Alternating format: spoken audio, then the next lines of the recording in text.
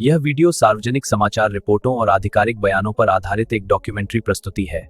इसका उद्देश्य किसी भी देश, धर्म या समुदाय की भावना को आहत करना नहीं है। 22 अप्रैल 2025 पहलगाम में एक बेहद दर्दनाक घटना ने पूरे देश को झकझोर दिया। एक आतंकवादी हमले में 26 भारतीय नागरिकों और एक नेपाली नागरिक की हत्या कर दी गई थी। एक निर्दोष घुसपैठ ने सुहागें उजाड़ दी, परिवारों को टूटा दिया। आतंकियों ने लोगों से उनका धर्म पूछा और जिनका धर्म हिंदू बताया गया उन्हें पहले अपमानित किया गया और फिर निर्दयता से उनकी जान ले ली गई। हम भाग रहे थे, अचानक गोलियां चलने लगी, लोग गिर रहे थे।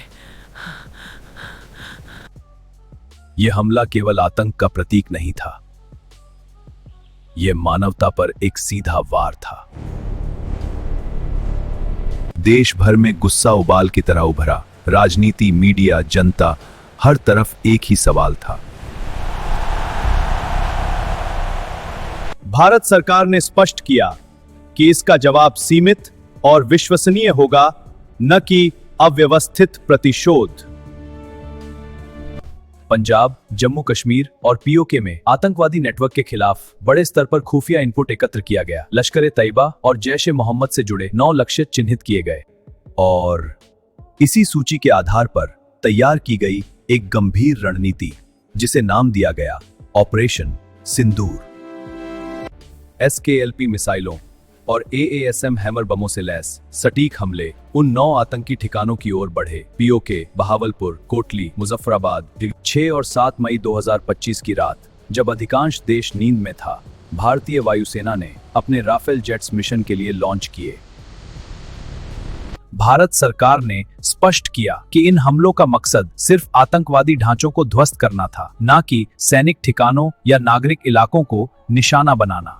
लेकिन पाकिस्तान ने इन हमलों को स्वीकार नहीं किया। उसने दावा किया कि भारत ने नागरिक इलाकों और मस्जिदों पर हमला किया, जिससे कई नागरिकों की मौत हुई है। भारत ने इन दावों को खारिज किया और कहा कि आतंकवादी इन इलाकों का इस्तेमाल घातक योजनाओं के लिए कर रहे थे। 7 से 10 मई तक संघर्ष बढ़ता गया। पाकिस्तानी बलों ने भारतीय सैन्य ठिकानों पर ड्रोन और मिसाइल हमले किए। भारत ने एयर डिफेंस सिस्टम से जवाब दिया। दुनिया के लिए यह 2025 का सबसे गंभीर तनावपूर्ण सैन्य गतिरोध साबित हुआ।